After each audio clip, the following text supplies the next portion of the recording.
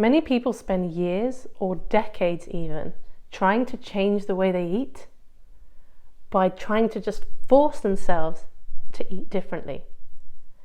If this is you, you make promises to yourself over and over again, like this time it is going to be different. I am going to stick to what I am saying I'm going to do food-wise. And then when you don't, it's another cycle of course I failed, of course I messed up. What's wrong with me? I'm Sarah Dosanjh and I'm a psychotherapist and former binge eater. For the longest time, I thought the reason why I hadn't been able to stop binge eating was because I was undisciplined, weak, lazy. I really believed that in order to recover, I just needed to try harder. I clearly wasn't trying hard enough. I've grown up in a culture where if you want to get the results, you've got to put the work in. So if I'm not getting the results, clearly I'm not putting the work in. I was exhausted all the time from it, and yet I didn't seem to be getting anywhere. Here in the UK, most of our vehicles on the road, they have gear sticks.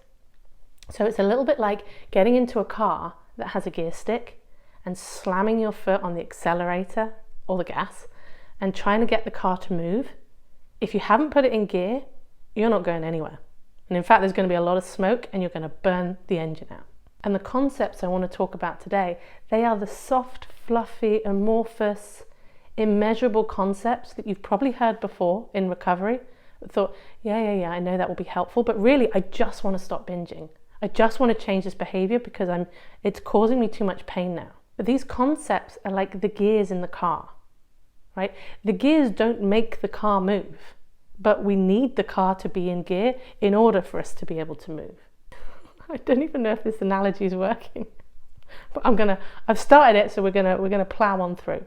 These concepts on their own don't look like they do anything. And I'm gonna do the thing that YouTube recommends you don't do, and I'm gonna tell you what they are at the beginning of the video. And then I'm gonna spend the next 10 minutes trying to persuade you about how they actually help you to stop binge eating. And they are self-compassion, acceptance, and permission to eat. From certain angles, these concepts look like things that have the potential to make binge eating worse. After all, if you are compassionate to yourself, are you not going to just let yourself off the hook? If you practice any kind of acceptance of your body or your behaviors, aren't you just going to carry on doing them forever? And if you give yourself permission to eat, that just means you're going to binge forever. And this is why they appear to be paradoxes. On the self-compassion piece, I used to be told frequently that I was really hard on myself. And whenever anyone said it to me, I would think, you have no idea what you're talking about. You don't see all the thousands of times that I am continually letting myself off the hook. So you don't get to say that I'm being hard on myself. I know I'm not. Many people I work with don't even realize how cruel they are to themselves about themselves, because it's just become the soundtrack. And a lot of the time it's not even going on in your conscious mind. For some of you it is. Some of you have a very loud critical voice that you hear very clearly.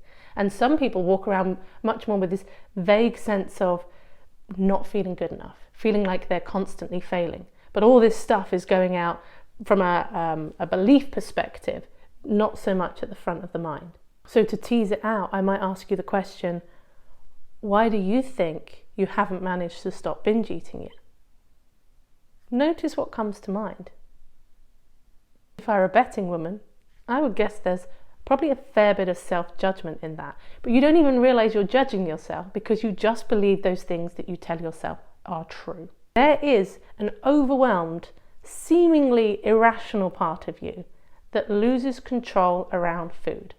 And if you keep beating up on that part, you just make the part more reactive, more overwhelmed, more seemingly irrational. The problem is we judge ourselves because we think we're supposed to be so rational, we're supposed to be so in control of our behavior that anytime we're not, or another part of us seems active, we get frustrated and upset with ourselves. So when people ask, okay, how do I be more self-compassionate? I'll do it if it changes something. So how do I be more self-compassionate? The first piece is testing out your willingness. Are you willing to be nicer to yourself? Sometimes there's a lot of resistance to that. I've had people say to me that the idea of self-compassion makes them feel disgust. So if we are not willing to start practicing self-compassion, it won't be possible. This is where some free will comes into it. So let's say that you're willing. Okay, There's two things to be compassionate towards, particularly on the binge eating recovery journey. One is the pain. You are in pain, you are suffering with this.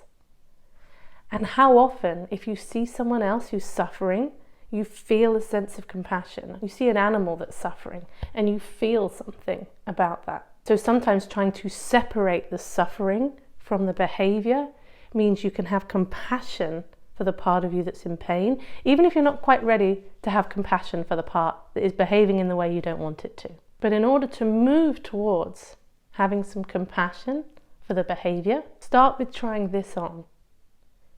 Chances are you will binge again. If you're someone who's struggled with binge eating for a while, you're probably going to binge again at some point.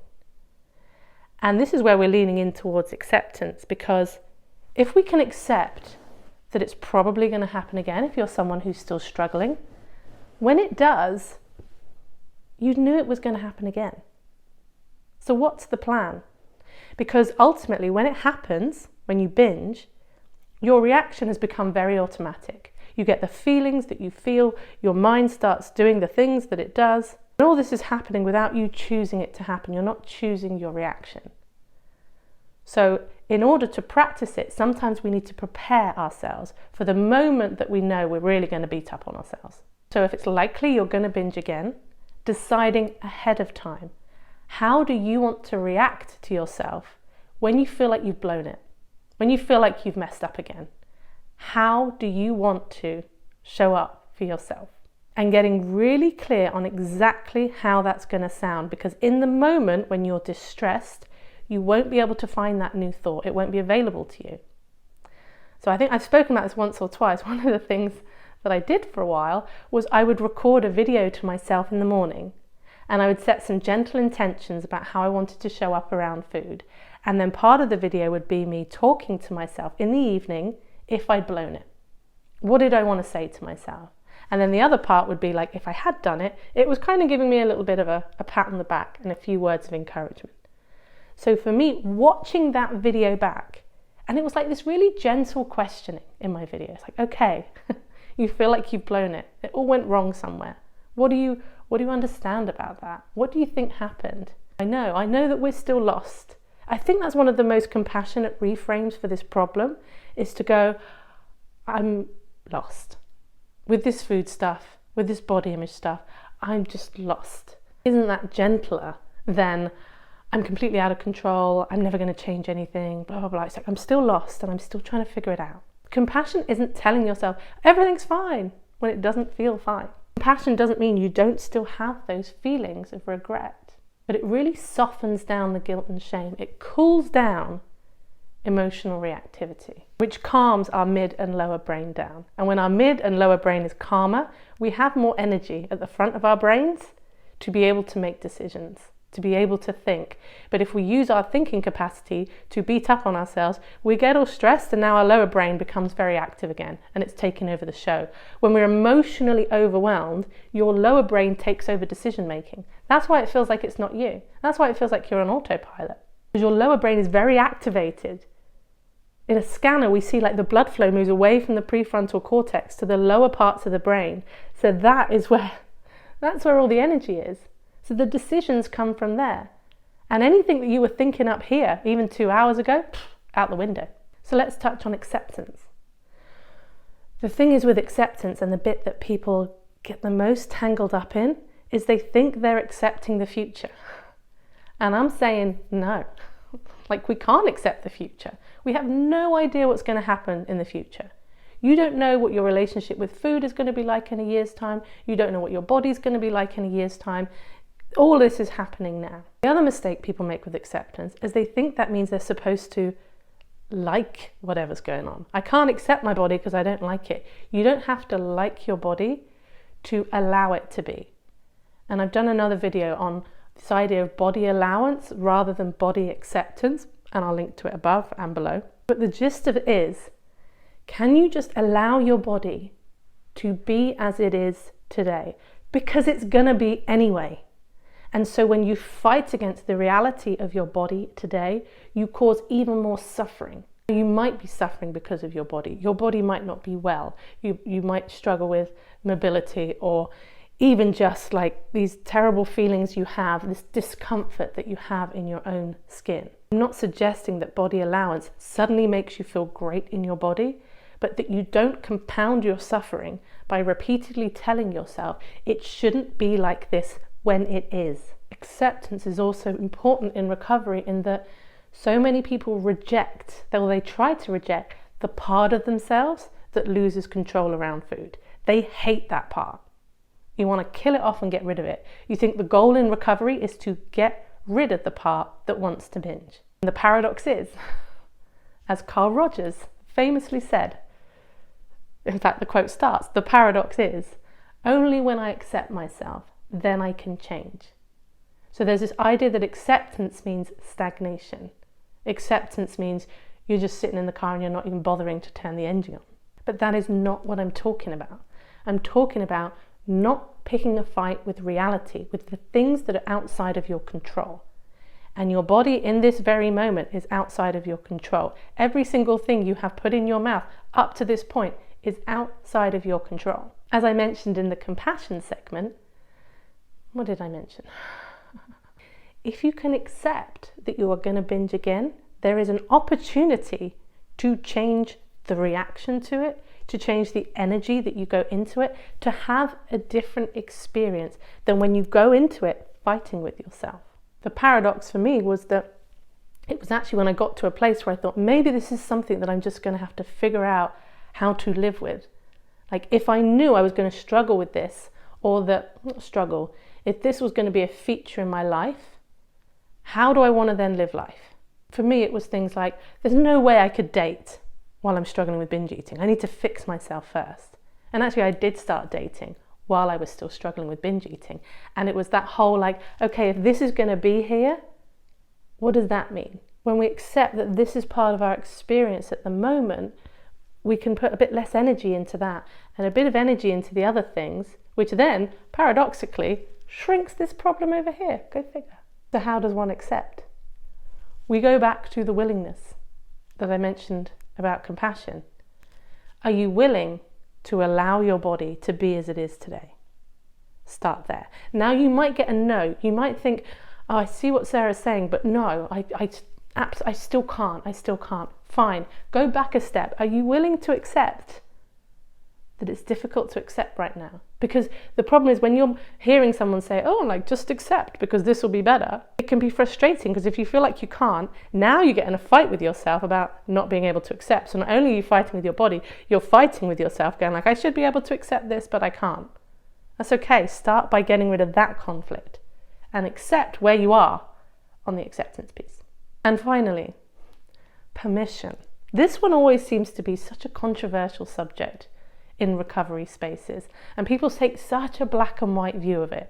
It's either unconditional permission to eat whatever you want, whenever you want it, don't give a second thought to it, or it's like, absolutely not, give up sugar, put these rules in, fast, do this over here. And I'm suggesting a more nuanced approach, because the other thing I see as well is I see people jumping into the permission piece from a behavioural compliance perspective. Now, you might have heard me mention this before, but it's this idea that behaviourally I will let myself eat, but I'm not really giving myself permission. And you can identify this in yourself if your eating feels rebellious. If it feels like, well, F it then, I'm going to eat whatever I want.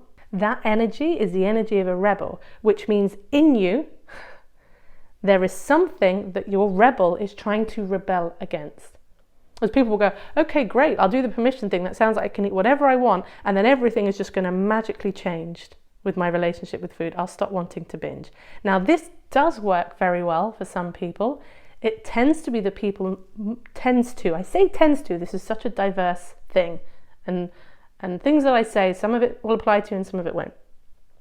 But it tends to be people from a more restrictive background, where their binge urges are coming from their primal hunger being triggered. Because what they find is when they give themselves unconditional permission to eat, their primal hunger calms down and the binge urges vanish or significantly reduce. Whereas if you're more in the permitter camp, where You feel a lot of guilt about what you eat, but you haven't done a ton of restriction, probably because you've got a really strong rebel in you. Maybe in the past you did a lot of restriction. But the point is, with the permission piece, is to get rid of the conflict. So if someone tries to give themselves permission, but mentally they're not really on board, chances are they'll just keep checking out every time they eat. So they're still binging, but they're not paying any attention to what they're eating, and they're just eating and they're going, why isn't this working? So for some people, the permission part needs to be introduced gently and with intention. So the intention could be, and one of the things that just worked for me was, I can eat whatever I want. The only condition I'm putting on myself, and it was a condition compared to the unconditional permission in how it's phrased in intuitive eating. The only condition I'm placing on myself is that I need to do my utmost to enjoy everything I eat. Now this worked for me because binging didn't really feel enjoyable. It was much more about numbing and checking out. This intention might not work for you because you might have a different relationship with the enjoyment of food, but it's like, what's the intention that you need to match with permission? And also, just from a case of most people who struggle with binge eating, there is a scarcity mindset that keeps being triggered, even if you are not massively restricting. But the scarcity mindset is connected to the primal hunger, so it's experienced very intensely. So one of the paradoxes of permission that was the case for me, and is for a number of people that I've worked with, again, this is never going to be everyone, that is, when I planned to eat more, I ended up eating less overall than when I was planning to eat less. Then I would end up eating more overall. That was the paradox. Another helpful thing for many people to do in the permission stage is to, let's say chocolate is a binge food for you, is to give yourself permission in advance to eat some chocolate, regardless of whether you feel like it or not. Well, that sounds ridiculous. I struggle with overeating. Why would I eat some chocolate when I don't feel like it? If I don't feel like it, I should make the most of that and save it for when I can't control myself. But that's the problem. The chocolate remains associated with being out of control, with really strong cravings. If you want to make peace with certain foods that you find problematic, you need to have a different emotional experience of eating that food. So just to have the experience of eating chocolate when you could take it or leave it starts to change your actual experience of foods. Now I've crammed, I think, quite a lot into one video this week. So I'm going to link to some more videos below where I talk about a lot of these things in more depth. I also just want to share one thing that I did, which was an absolute game changer for me on the self-compassion piece, was a retreat that I did in the UK called Hero's Journey. I'll link to that below if you want to check it out. This is not an affiliates thing. I just think that this is a fantastic experience that I would want more people to have. So if you want to find out more about that, you can have a look at the links below. If you want to join me in one of my Connect and Recover groups, have a look at the links below. And if you want to just get on with your day, then do that.